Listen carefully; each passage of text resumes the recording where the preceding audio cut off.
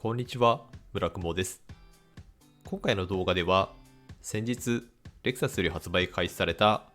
新型の RX の内外装紹介を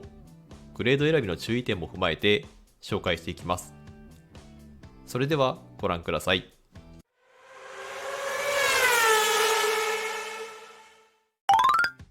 まずはグレード構成についてです。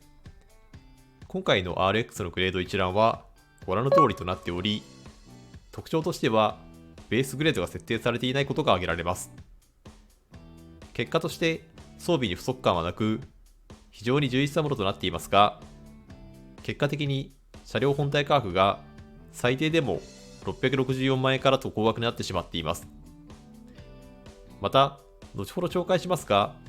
500H は F スポーツパフォーマンスのみなどといったパワートレインによってはグレードが固定されることになってしまうため注意です。そして今回の RX では先代に設定されていた7人乗り仕様が廃止となっており、全ての仕様において5人乗りのみとなっている点も注意です。続いてパワートレインについてです。今回の RX には 2.4 リッターターボエンジンが搭載された350、2.5 リッターエンジンにモーターと大容量バッテリーを組み合わせた PHEV 仕様である 450H プラス、2.4 リッターターボエンジンにモーターを組み合わせたデュアルブーストハイブリッドの 500H が設定されています。意外なことにトヨタ、レクサスが得意とするオーソドックスなハイブリッドシステムが搭載された仕様がないことが注意です。2.4 リッターターボエンジンの特徴としては、最大出力279馬力、最大トルク430ニュートンという強力なエンジンと、モーターが搭載されていないことによる最も軽量な仕様であることであり、今回の RX の仕様の中では最も軽快なハンドリングが実現された仕様となっています。また、駆動方式として 4WD を選択した場合、常に後輪に駆動力を配分するフルタイム AWD であることから、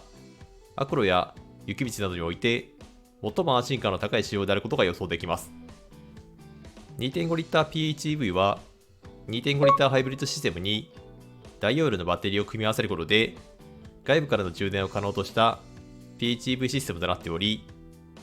結果として今回の RX に設定されたパワートレインの中で最も燃費が良く、また最大で86キロという長距離を電動駆動のみで走行可能なシステムになっていることが特徴であり、さらにモーターと組み合わさった最高出力は309馬力と強力なものとなっています。ただ、この仕様の特徴としては、スポーティーに走るための馬力というよりは余裕の走るための馬力であり、この仕様にはバージョン L のグレードしか設定されていない点からもそのコンセプトが伺えます。最後に 2.4 リッターターボハイブリッド仕様はデュアルブーストハイブリッドと言われるレクサスとしては初採用のシステムとなっており、エンジンの出力をターボシステムとモーターの2つで発出する形となっており、結果的に最高出力371馬力、最大トルク551ニュートンといったスポーツカー顔負けのスペックを有したハイパフォーマンスユニットとなっています。そのためハイブリッドとなっていますが、燃費は 14.4 キロとエコ性能に関してはあまり期待できるものではありません。このシステムに搭載される後輪駆動用のモーターも非常に強力なものとなっており、リアモーターを積極的に活用し、車両姿勢制御を行うダイレクト4のシステムが採用されており、今回の RX の仕様の中では最もスポーティーな仕様であり、S スポーツの上位にあたるパフォーマンスのグレードにふさわしいスペックとなっています。続いて内外装紹介。まずは外反色についてです。RX にはご覧の11色のカラーバリエーションが設定されていますが、グレードによって選択できるカラーが限定される点が注意となっており、バージョン L の場合はご覧の9色が選択可能となっており、F スポーツの場合はご覧の7色が選択可能、F スポーツパフォーマンスの場合はご覧の6色が選択可能となっています。特に F スポーツと F スポーツパフォーマンスでも選択できる外反色に差があるため注意です。内装色はご覧の5色のカラーバリエーションが設定されていますが、こちらも外反色同様、グレードにより選択できるカラーバリエーションが異なります。バージョン L の場合は、こちらのダークセピア、ブラック、ソリッドホワイトの3色の中から選択が可能であり、F スポーツパフォーマンスの場合は、ダークローズ、もしくはブラックの2色の中から選択可能となっており、外反色同様、グレード選択肢に注意が必要です。また、バージョン L と F スポーツ系のグレードによってシード形状も異なりますので、そちらに関しては内外装紹介の際に改めてお伝えいたします。内外装紹介をお届けする展示車の仕様についてです。グレードはバージョン L であり、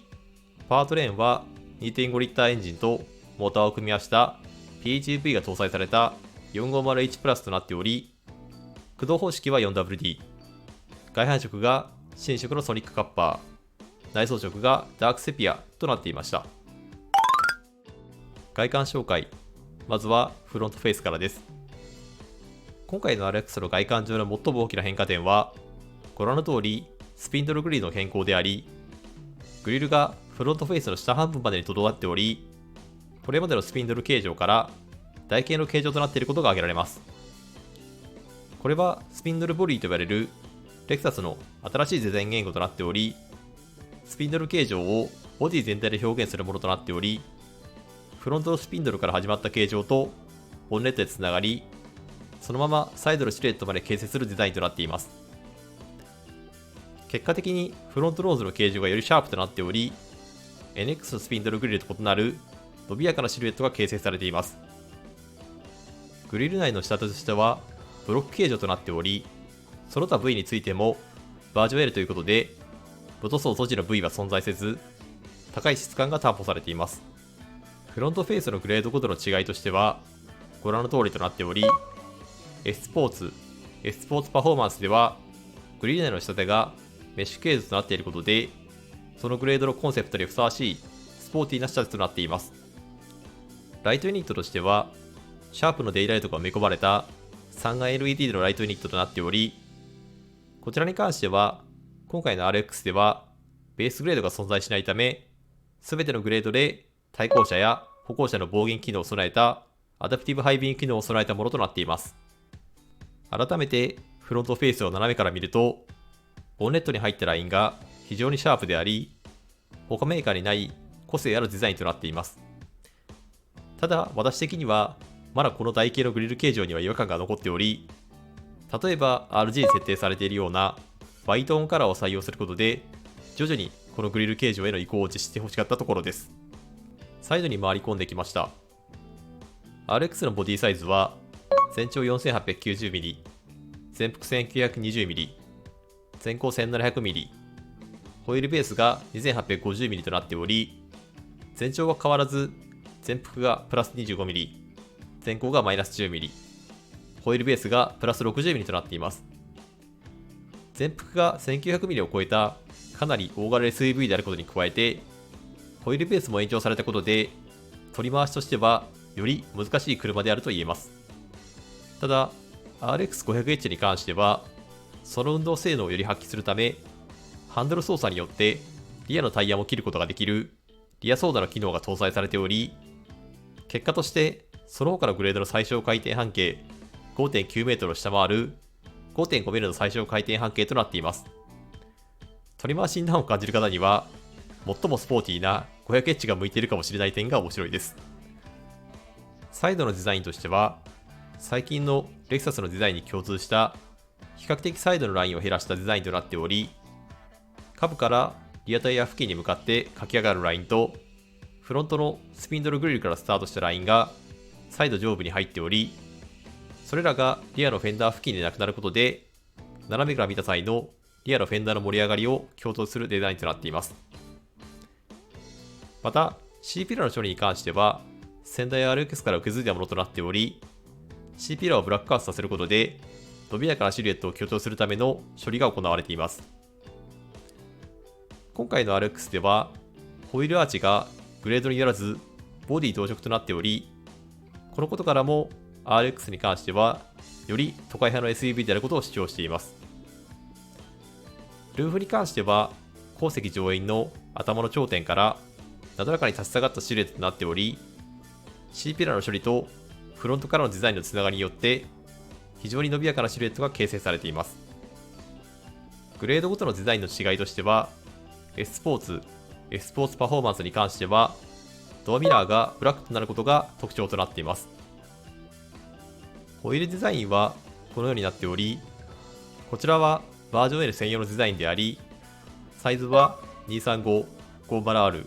21インチのものとなっています。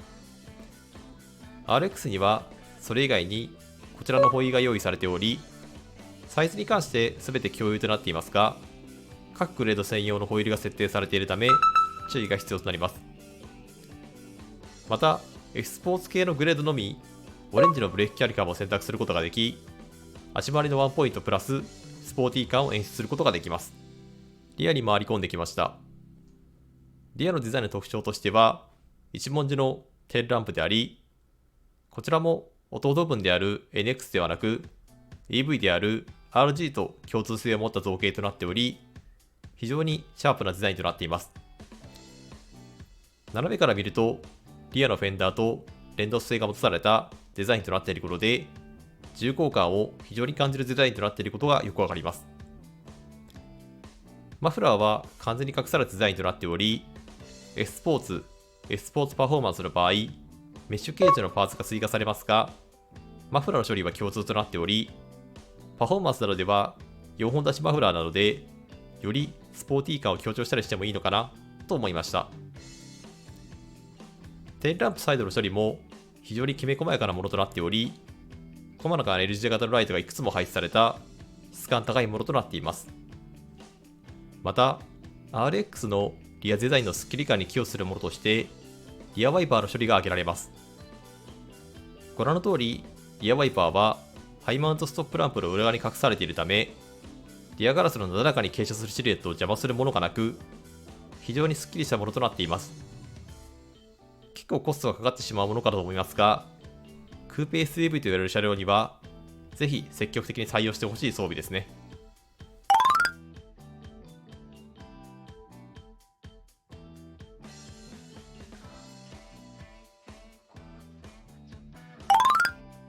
内装紹介。まずはトランク容量からとなります。トランク容量としては、ご覧の通り、非常に広々としており、腕を伸ばしても手が奥まで届かないほどであり、日常生活で不便に感じることはないかと思います。床下収納スペースもこのように十分な容量となっていました。また、トランクの間口にも金属の可触があるとともに、段差もないため、荷物の取り出しも非常にしやすそうです。サイドには 1500W の外部給電用のコンセントがあり、災害時やアウトドアの趣味の際に活躍してくるそうです。こちらは 500H および 450H プラスで標準装備となっており、350には装備不可のため注意です。ご覧の通り、サイドにあるボタンにて鉱石を倒すことも可能となっており、段差のないフラットな荷室空間を得ることも可能ですので、車中泊など幅広い用途にも対応可能そうです。続いて運転席周りについてです。ドア内張りはこのようになっており、一目見てその質感の高さを感じられます。ソフトパッドとスエル調の素材が組み合わせで構成されており、この車にはオプションのマーク・レビンソンのスピーカーが内蔵されており、そちらもうまく内装デザインと溶け込んでいます。Windows スイッチ台座へのメッキ処理に加えて、アンビエントライトの装飾があることにもこだわりを感じます。また、この車には NX 同様、電子式の開閉機構である E ラッチが採用されており、ドアノブではなく、スイッチ操作によってドアの開閉を行うことができ、利便性に加えて自転車などが近くを通り過ぎる際は、ドアがロックされるといった安全にも寄与する装備となっています。ドア下部にはペットボトルホルダーも備えられており、その質感の高さに驚かされました。乗り込む際には、そこまで車高の高さを感じることなく、頭上スペースも十分確保されていたため、特に苦もなくスッと乗り込むことができます。ステアリングはこのようなデザインとなっており、本側に加えてアッシュと呼ばれるブラックの木目のオーナメントと組み合わされています。このオーナメントはその他にご覧の組み合わせがあり、こちらに関してもグレードによって選択肢が限られるため注意です。ステアリングスイッチはヘッドアップディスプレイと連動したタッチトレーサーと呼ばれるシステムが採用されており、ご覧の通りステアリング操作とヘッドアップディスプレイが連動しており、目線移動を最小限にしつつ操作を可能とする装備となっています。ヘッドアップディスプレイにはその他にも多くの情報を表示可能となっており、こちら全グレード標準装備となっている点が嬉しいところです。メーターはこのようになっており、真ん中にタコメーターを配したシンプルなデザインであり、各種情報を切り替えることができますが、昨今の欧州車でのフル液晶メーターに情報量で劣り、最新型であるクラウンやプリウスであってもフル液晶メーターの採用は始まっているので、少しレクサスとトヨタのブランド間での逆転現象が起こってしまっていることが残念です。安全装備としては、最新の予防安全機能が全グレード標準装備となっており、前走車に合わせて車間を一定に保って走行するレーントレーシングアシストや、左折時の対向車や歩行者にも対応するプリクラスセーフティーが装備されています。また、それに加えて車両の周りをカメラにて視認するパノラミックビューモニターや、駐車時の操作を全て車両側が実施するアドバンストパークの機能も装備されているため、ボディサイズが大きく取り回しが難しそうな RX に対しても不安なく扱えるようサポートが充実しています。注意点としては、アドバンストパークに関しては350の S スポーツに関してのみメーカーオプションとなっており、加えて車両から降りてリモート操作可能な機能は 500H、450H プラスのみの機能となっているため注意です。運転席からの視界はこのようになっており、ドアのトリムからつながったラインがラウンドして一周する形状となっています。視界としてはナビ画面が両線と被ることなく良好ですが、ボンネットの両端などシャワー感覚をつかむための目印を捉えることができませんでしたので、やはり取り回しとしては苦労しそうな印象です。ちなみにこのラウンドしている形状の内側にはアンビエントライトが仕込まれており、気分に合わせて14色のカラー選択が可能となっており、素材の良さだけでなく色の演出でも質感が高められています。ナビ画面はこのようになっており、14インチという巨大なものが全グレード標準装備となっています。感度も良く、ドライバーに向けて若干オフセットされていることもあり、包まれ感に加えて視線を良好でした。気になる点としては、ナビ画面内に多くの機能が集約されており、エアコンの風量調整やシートヒーター、ベンチレーション機能などの快適機能や、スポーツやエコなどといった運転モード切り替えスイッチに関しても、物理スイッチがなく、ナビ画面内に入っていたため、物理スイッチが減り、運転に集中しやすい空間になっていますが、操作性には慣れが必要であり、戸惑う方も多くいるかもしれません。その下には、蓋付きの小物入れと置くだけ充電スペースが設けられています。この置くだけ充電に関しては、500H、450H プラスには標準装備、350にはオプションとなるため注意です。この置くだけ充電に関しても、クラウンなどで採用されている縦型であれば、ペットボトルホルダーを予告できたりと、よりスペースを有効活用できそうでしたので、それが採用されておらず、少し残念です。その後ろには NX など共通のシフトノブがあり、その周りにはパーキングブレーキやブレーキフォールドのボタンなどが配置されています。左側にはペットボトルホルダーが縦で2つ備え付けられています。その後ろにはセッチの入ったアームレストがあり、助手席側からも開閉可能な便利機能を持ったものとなっており、かなりの深さを持った十分な収納スペースとなっていました。グローブボックス周辺にもオーナメントが配されていることで質感が担保されており、グローブボックス内も肝仕上げが施されていました。シート形状はこのようになっており、サイドサポートがスウェール状のもの、真ん中は本画の素材を組み合わせたものとなっており、ご覧の通り立体感のあるハンモック形状となっており、包み込むように体を支えてくれるシートとなっていました。ちなみに S ポーツ系のシートはご覧の通りとなっており、バージョン L の仕様よりもさらに立体感のあるホールド性の高いシートとなっていることが特徴です。快適装備としては、シートヒーター、シートベンチレーションが全グレード標準装備となっているため、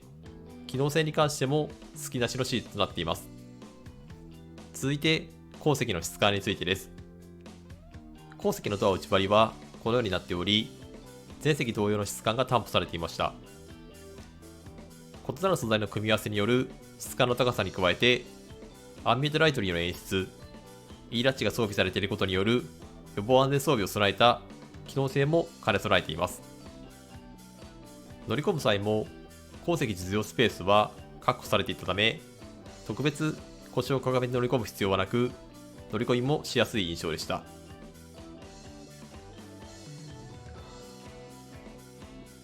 足元スペースとしては、身長170センチの私のドライビングポジションに合わせた状態で足を組めるほどのスペースがあり、この部分にホイールベース延長の効果が現れている印象です。センタートンネルは少し張り出しており、5人乗りの場合、真ん中の人の座り心地が少し悪そうな点が残念なところです。アームレスト裏側にはエアコン吹き出し口と外部給電用のコンセント、その上には USB ポートとエアコン操作パネル、シートヒーター、シートベンチレーションの操作スイッチがあります。注意点としては、後席の快適装備であるシートヒーターとシートベンチレーションに関しては、350の S スポーツのみオプションとなっており、それ以外のグレードでは標準装備となっていますので注意です。アームレストも合成高く、ペットボトルホルダーと小物入れが備え付けられたものとなっていました。この展示車両には、オプションでパノラマルーフが装備されており、後席の開放感の高さが底上げされていました。このパノラマルーフは全グレードオプション装備となっており、その他、ムーンルーフの装備も選択肢としてありますが、こちらも全グレードオプション装備となっているため注意が必要です。シート形状としては、こちらも素材としては全席同様の仕立てとなっており、スエード素材と本革素材を組み合わされたものであり、好きなしの質感となっていました。改めて内装の前景ですが、先代に比べるとスイッチ類の数がかなり削減されており、大きなナビ画面がドライバーにオフセットし搭載されているなど、運転に集中できる環境が整えられた車体となっていることがよくわかります。ただ、頻繁に使う可能性のある運転モード切り替えスイッチなどもナビ画面内に出力されてしまったことで、直感的な操作性が少なくなってしまっているかもしれない点が残念です。最後に、今回の RX の販売方法についてです。昨今の半導体不足などの影響による納期遅れに対する打ち手として、通常の販売手法と別枠での販売枠が設定されています。その購入条件がご覧の通りであり、レクサスオーナー以外の方に対する特別枠といった印象で、500台までの抽選枠が用意されており、購入できる仕様が 500H、450H プラス、350F スポーツとなっています。また、注意点としては、それぞれのグレードに対し、本来オプションとなっている装備も強制装着となっており、乗り出し価格が通常の販売方法よりもアップしています。そのため、イメージとしては、海外メーカーにおけるファーストエディションのような販売手法となっており、オプションを固定することで、メーカー側が受注生産ではなく、前めでて生産に取り掛かることができ、結果的に納車をスムーズに行える施策となっています。一応、ウィンウィンとなる販売手法であるように思えますが、こういった抽選販売の場合、冷静な判断ができず、申し込みをしてしまうケースもあり得ると思われるため、早く超納期状態の解消が訪れてほしいところです。まとめです。外観に関しては、スピンドルボディという新しいデザイン言語が採用された伸びやかなデザインとなっており、全長の伸びていることで RX の持つスタイリッシュさがより洗練されているように思います。内装に関しては NX から続くドライバーが8に集中できる空間作りがなされつつ、様々な素材やアンビエントライトを駆使した質感の高い空間演出が印象的となっています。機能面に関してはベースグレードが存在しない状態のため、快適装備や安全装備などが装着済みのものが多く、どのグレードを選択しても所有満足度を満たしてくれることと思います。今回の動画の内容としては以上となります。このチャンネルでは他にも新型車の情報や愛車のスープラ関連の DIY 情報の発信を毎週行っております。自動車好きの方の参考となる情報を発信していけるよう努めていきますので、動画の高評価とチャンネル登録のほどよろしくお願いいたします。また、動画内で実施してほしい企画などありましたら、コメント欄までよろしくお願いいたします。それではご視聴ありがとうございました。